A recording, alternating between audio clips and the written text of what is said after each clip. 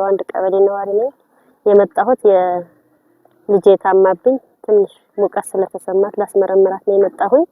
ያገኘሁት ህክምና ጥሩ ነው፣ አስተናግደውኛል በስርዓት። ግን እንዲያሻሽሉ ወይም ደግሞ ለወደፊት መስተካከል አለበት ብዬ መናገር መፈልገው ምንድነው ካርድ አይደንቲፋይ ሲያደርጉ ለሚመለከተው አካል ማስተላለፍ ቢችሉ አንዳንዴ መቀላቀል ስላለ ለምሳሌ የኔን ካርድ ወደ ላይ ወደ ወጣቶች ወስዶ ነበር ከዛ ራሴ ነው የመለስኩት። ከዚህ በተጨማሪ ደግሞ ሁሉም ባለሙያ 2 ሰዓት ተኩል ጀምሮ መግባት ቢችል ማንኛውም ሰው እዚህ ሲመጣ ሁሉም የየራሱ የሥራ ድርሻ አለው። አገልግሎቱን ተጠቅሞ ወደ ቤት ሄዶ ደግሞ የራሱ የሚሰራው ስራ አለና መስተጓጎል ባይችል በሰዓቱ ገብቶ በሰዓቱ ቢያስተናግዱ ደስ ይላል። ከዛ ወጭ ግን ጥሩ ነው። ማንጂን ማሳከም ነበር የመጣው። ያው ከካርድ አሰጣጥ ጀምሮ ከመጀመሪያ ምርመራ ወደ ካርድ ቤት እንገባው ኮድ የሚሰጠው ካርድ አለ። እሷን ሰጥተውና ካርድ ቤት ባጓውና በጥሩ ሁኔታ ተስተናግደናል። ዝም ወበወረፋ በአካባቢ ላይ በጣም ጥሩ መስተንግዶ ነው ያገኘነው። በዚህ እንዲቀጥል እንፈልጋለን። ከዚህም የበለጠ ተሻሽሎ እንዲቀጥል መስራችን አቀርባለሁ። የነበረው መስተንግዶ በጣም ጥሩ እንደሚጠቅም ነው ለምሳሌ ያለው በጣም ጥሩ ሁኔታ ነው የተደረገው። እናመሰግናለን። ጤና መድን ነው በጤና መድን አገልግሎት በጣም ጥሩ አጠቃቀም ያለው አረጋ መድኃኒት ይላሉ። እዛ መድኃኒቶች ለህፃናት የተሰጠኝ በጣም ጥሩ ሁኔታና የላብራቶሪ ምርመራ የተደረገላት ሕክምና በማግኘቱ ብቁ የሆነ መድኃኒት እንዲሰጠኝና በጥሩ ሁኔታ አገልግሎት እንዳገኘ ከላብራቶሪ ጀምሮ እስከ ካርድ ጀምሮ እስከ ምርመራው በጥሩ አገልግሎት የተስተናገድኩ ማለት ይችላል። በጣም ጥሩ ስሜ ሀማገበን ተባለው የላብራቶሪ ተጣሪ ነኝ። ከነበረው ከዚህ በፊት ከዛ የተሻለ ነገር አንደኛ ባዶ ነው የነበረው፣ ምንም አይነት አልነበረውም ከዛ በፊት። ከዛ በኋላ ግን የተሻለ ነገር አለው። የተሻለው ምንድነው? አንደኛ የታካሚ እንትኑ ጨምሯል። እንደዛ ያለ ያደርገው የቻለው ጥራቱን ጠብቆ ጽዳቱን ከዛ በዘለለ ደግሞ የክላስ ጥራት እንደዚህ ያልነበረም። በአሁኑ አመት ነው ይሄ 200 ሺህ ብር ያክል ወጥቶ ዙሪያው እንትኑ የተሰራው። ሲቢሲ ማሽን ደግሞ አሁን ከ2 ወር ነው ከ3 ወር በፊት እንደዛ ድጋፍ ተደርጎልናል። ሲቢሲ ማሽን ከመጣ በኋላ ደግሞ የተሻለ ነገር ለእናቶች ትክክለኛ ውጤት ሪዛልት እንዲወጣ ከሌላም ቦታም ሲቢሲ ወደ 20 ምናምን ቴስት ስለሚሰራ ያንን አገልግሎት እንዲያገኙ ተደርጓል። በክፍሉ 4 ባለሙያ ያለና የተሻለ ስራ ነው የሚሰራው። ምንም ጥሩ ነገር ነው ያለው። አቤቱታም እስካሁን ድረስ የለም። የታካሚ ቁጥርም ስለሚጨምር እኛም አቅርቦቱም የማቴሪያል የግብአት እጥረት የለብንም። በቃ ሁሉም ነገር ተስተካከለ። አንደኛ ግቢው ማራኪ ነው፣ ደስ ይላል። ከክላስም ጭምር ጥሩ ነገር አለ። ስታንዳርዱን የጠበቀ አሁን ማቴሪያሉ ተሟልቷል። በእኛ ስታንዳርድ ሊሆን የሚለው ክላስ ይፈልጋል። የከተማ ጤና ጣቢያ እስከሆነ ድረስ የከተማ ጤና ጣቢያ ደሴን ኮምቦልቻ ምናምን በጣም ዘምነዋል ከኛ በላይ። ከነሱ ለመድረስ ደግሞ እኛ 3 ክላስ ያስፈልገዋል። 3 ክላስ አሁን ለብቻው ለራሱ ቢገነጠልና ብዙ ኬሚስትሪ ማሽን ክላስ ከመጣ ኬሚስትሪ ማሽን እንዲመጣ ክላሱ 3 ክላስ እና ራሱን የቻለ ቢሆን የተሻለ ነው። የስራ እንትነቱን እያዘመነም እያፋጠነም ይሄዳል። ጥራቱን የጠበቀ ውጤት በላብራቶሪ ቢያገኙ ለማህበረሰባችን ደስ የሚል ነገር ነው። ስሜ በአምላክ ወርቅ ይባላል። እዚህ በአቡነ በርናባስ ጤና ጣቢያ የፋርማሲ ክፍል ተጠሪ ነኝ። እንግዲህ ያው የኛ ፋርማሲ የተቋሙ የፋርማሲ አገልግሎት እንግዲህ በየኳርተሩ ነው የሚገዛው። ነገር ግን ከመገዛቱ በፊት ምን አለ ከባለፈው አመት ተነስቶ ነው ሁሌም እቅድ አለ በየአመቱ መጨረሻ ላይ ቀጣይ አመት ምን ይገዙ የሚለው አግሪመንትም ስላለ ከመንግስት የሕክምና መሳሪያዎችና መድኃኒቶች ማከፋፈያ ወይም ኢፕሳ ጋር ማለት ነው ከነሱ ጋር በወሰነው አግሪመንት መሰረት ቀጣይ አመት ምን ይገዛ የሚለው አሁን ለቀጣይ አመት አሁን ላይ እቅድ ጨርሰናል። እና አገልግሎት አሰጣጣችን ደግሞ ምንድነው ሞር የሚወጡ ተብሎ የሚታሰቡ መድኃኒቶች የዲቲሲ አንድ እንትን አለን እና የዲቲሲው ከተለያዩ ዋርዶች ነው ተወጣጥተው የተዋቀረው። ዲቲሲ አባላቶቹ ለምሳሌ ከአዋላጆች አሉ፣ ሄልዝ ኦፊሰሮች ወይም ደግሞ የጤና መኮንኖች አሉ፣ ከራሱ ከፋርማሲ አለ። ያው ፋርማሲ ሲባል ስቶር ማኑንም ይጨምራል። እንደዚሁም ነርሶች ተደርጎ አንድ ላይ የተዋቀረ ነውና እነሱ ፍላጎታቸውን ያሳውቃሉ። ለምሳሌ ለኔ በዚህ አመት ይሄን ያክል ግብአት ያስፈልገኛል፣ ይሄን እጠቀማለሁ ብለው ሁሉም ዲቲሲ አባላቶቹ በሙሉ የሚያመጡትን እንገመግምና ከዛ በኋላ ነው የሚታቀደው። የመድኃኒት ፍላጎታችን ማህበረሰቡ 100% አሟላ ነው ማለት እኛ አሁን ሬጂስተር ሁሉ አለንና የተኙ ታካሚ ሳይቀር የሆስፒታሎች መድኃኒት አገልግሎት እዛ ብዙ ጊዜ ስለማያገኙ እኛ ጋር እየመጡ ነው የሚወስዱት። በየቀኑ ያው ግዴታ ስለሆነ የየቀኑ ስለሆነ የሚጻፍላቸው እየመጡ ነው የሚወስዱት። እንደገና ደግሞ በዚህ አመት ራሱ በመድኃኒትና የሕክምና መሳሪያዎች ከዋግኽምራ ዞን ካሉት ወረዳዎች አሉት ወረዳዎች በሙሉ ሰቆጣ ከተማ አስተዳደር ነው አሁን በክልሉ በሰጠው ደረጃ መሰረት አንደኛ የሆነው። አንዳንዴ ደግሞ ምን አለ መሰለህ የአንዳንድ ሜዲኬሽን ሲባል 100% ነው ምናምን የምንለው ምንድነው? አሁን ለምሳሌ 4 መድኃኒት ሁለቱ ቢሆን ያሰውዬ ማለት ነው ከአራቱ 3ቱን አግኝቶ እንኳን አንዱን ካላገኘ ውድቅ ነው የሚሆነው በፋርማሲ ህግ ማለት ነው። ምክንያቱም 100% አላሟላም። ስለዚህ እንዳላገኘ ነው የሚቆጠረው። በዛ ልክ ነው አገልግሎት እየሰጠን ያለ ነው። አሁን ሰኔ ላይ ወደ 2.9 ሚሊዮን አካባቢ ገዝተን መተናል መድኃኒት። አሁን ሰኔ ያለፈው ወር ማለት ነው ገዝተን መተናል ሙሉን። ይሄ ራሱ በቅርቡ የተሰራ ነው። ይሄ ሙሉ ወደ 500 ሺህ ብር ወጪ ተደርጎበት አሁን የታደሰ ነው። እንደዚህም አልነበረም። ስለዚህ ከመድኃኒት ፍላጎቱም ውጪ አገልግሎት አሰጣጡን እያሻሻልን ነው ማለት ነው። ስሜ አሸናፊ ሸጋው እባላለሁ። የሰው ኃይል አስተዳደር ባለሙያ ነኝ። አሻራው የተጀመረው ከሰኔ 1 ጀክቶ ነው። ሰኔ 1 ጀክቶ አሻራው ከጀመረበት ሰዓት ጀምሮና ከዛ በፊት የነበረው ለውጥ በጣም ምንም አይገናኝም፣ የተለያየ ነው። ማለትም አሻራው ከተጀመረ ጀምሮ በጣም የተሻለ ሰዓት አከባበር አለ። የፔሸንት አከባበራችን ምናምን የማስተናገድ ስርዓቱ ምናምን በደንብ የተሳከረ የመጣበት ሁኔታ አለ። አንድ ሰው 2 ሰዓት ተኩል ላይ እስከ 2 ሰዓት ከ50 ይፈርማል። የመፈረሚያ ሰዓት አለው። ከዛ ካሳለፈ ከ50 በኋላ ጀምሮ የቀረበትን ወይም ያረፈደበትን ሰዓት ይይዛል። ከሰዓት ደግሞ 7 ሰዓት ተኩል እስከ 7 ሰዓት ከ50 ያለው ኖርማል የመፈረሚያ ሰዓት ነው። ከዛ በኋላ ያለው ግና በአርፋጅ ይመዘገባል። ያ ሰውዬ ማለት ወይም ሰዓት የመጣ በአርፋጅ ይያዛል። ከ51 ከሆነ የመጣው በአርፋጅ ይዘለታል። ከማታው ደግሞ በቀን 3 ጊዜ ነው ሰዓትችን የምናስፈርመው።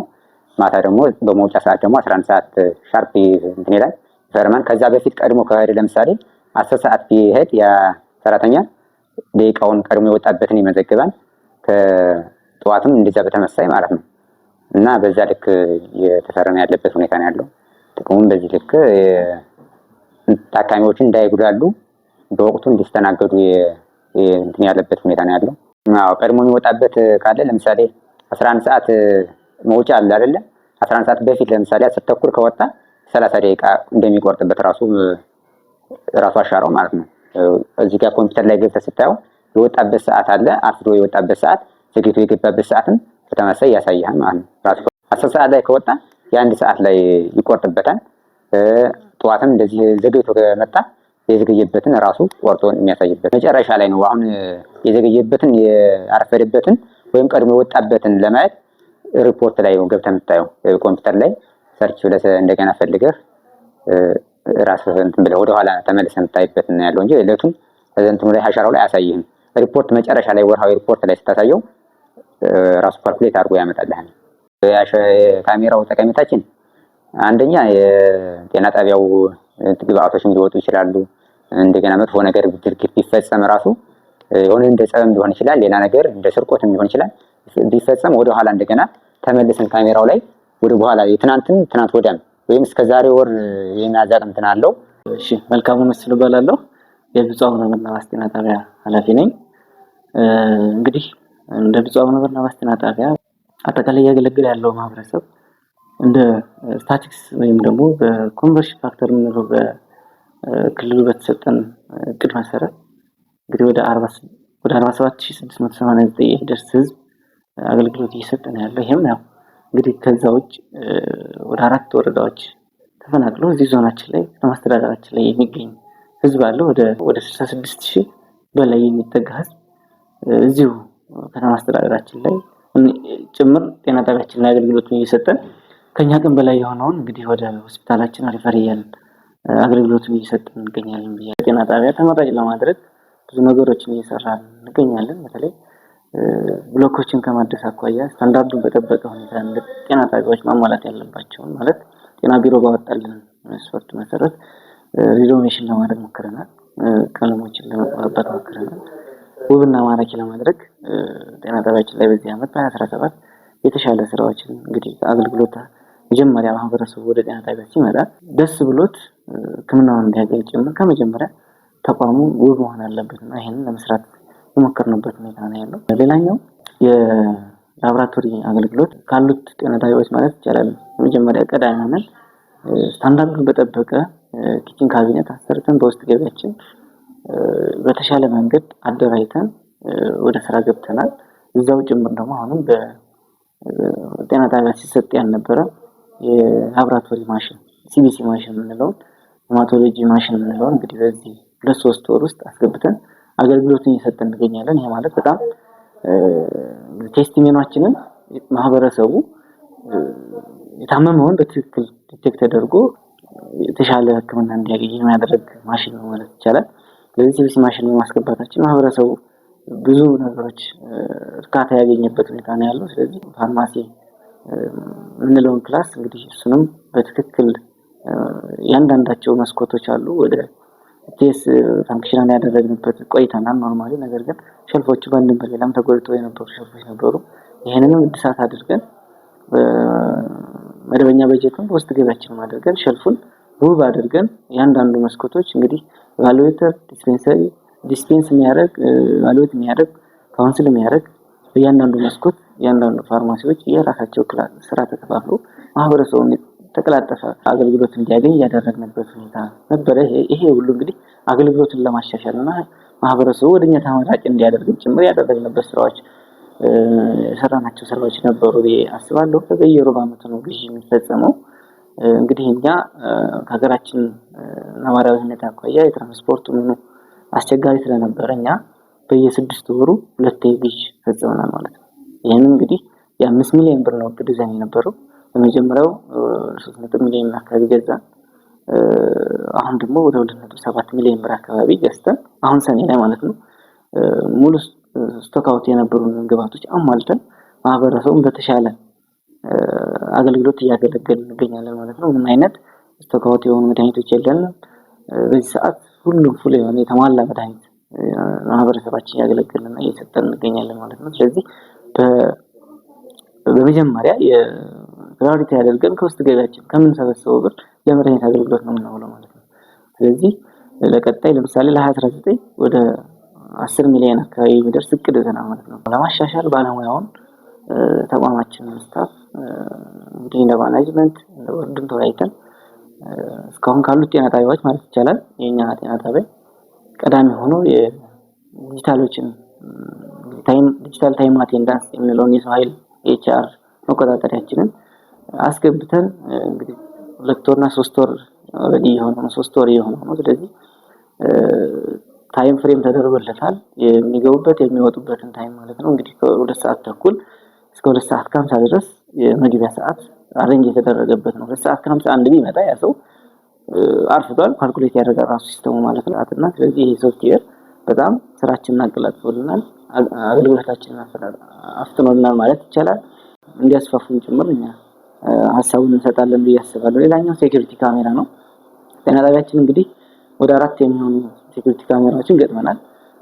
እንግዲህ ምንድነው ጥቅሙ ማለት እንግዲህ እንደ ተቋማችን ወጣ ያለ እና ዳር አካባቢ ከመሆኑ አንፃር ለአደጋ እንዳይጋለጥና ለማንኛውም ሌባ ተደጋጋሚ ትንኮሳ እየተደረገብን ስለነበረ ይሄንን እንግዲህ ተከታትለን ለመያዝም ጭምር የሚያደርግ ሴኩሪቲ ካሜራ ገጥመናል ማለት ይቻላል።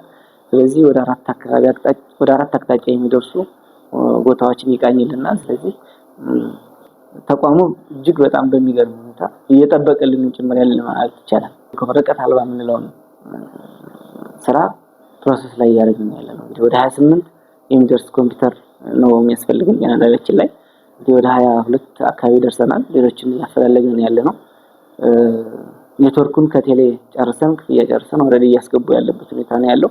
ሰርቨሩን ገዝተን ብቻ አድርገን ያለው ሲስተሙን ማለት ነው። ኢንስታሌሽን ጥቅል ጨርሰናል ኦልሬዲ በዚህ 2 ሳምንት 3 ሳምንት አካባቢ ኦልሬዲ ፉል ኤምአር አድርገን ከወረቀት አልባ የሚሆን አገልግሎት ለማህበረሰባችን አገልግሎቱን እንጀምራለን ማለት ነው። ማህበረሰባችንን በዚህ ሲስተም ውስጥ አስገብተን እናገለግልበት መንገድ ስራ ጀምረናል ማለት ይቻላል። እንግዲህ ተቋማችን በ2018 ከፈጸማቸው ስራዎች በደንብ እንግዲህ ታጭሩ በጥቂቱ ይሄንን ይመስላሉ። እንግዲህ ሞዴል ጤና ጣቢያዎች ከሚባሉት ተርታ ተሰልፈን በ2018 በሞዴል ፒኤችሲው አጠናቀን 86% የሚደርስ አፈጻጸም አምጥተን ሞዴል ጤና ጣቢያ ገብተናል ማለት ይቻላል። 2019 ደግሞ ከዚህ ይሄንን አስቀጥለን ከዚህ የተሻለ ሰርተን ህዝባችንን እናገለግልበት አመት ይሆናል ብዬ አስባለሁ። ጤና ጣቢያችን ምንም አይነት አጥር የለውም ማለት ይቻላል። በተቆራረጠ ቆርቆሮ በሽቦ ተጠጋግኖ ነው ያለው። ምንም አይነት ማስፋፊያ ስለሌለው ጤና ጣቢያው ወደፊት የጤና ጣቢያ እንግዲህ ሆስፒታላችን ሪፈራል ከሆነ ትልቅ ተቋም የሚሆንበት አጋጣሚ ይቀርባል ብዬ አስባለሁ። ስለዚህ ማህበረሰቡ ቅድሚያ አገልግሎት ሊያገኝ የሚችለው እዚህ ጤና ጣቢያ እስከሆነ ድረስ ወደፊት አዋሮች የሚስፋፉበት መንገድ ስለሚኖር ማስፋፊያ ስለሌለ ይሄ ቦታ ወደ ጤና ጣቢያ የሚካተትበት መንገድ እና ከኛ አቅም በላይ ስለሆነ ይሄ እገዛ እንዲደረግልን እንፈልጋለን።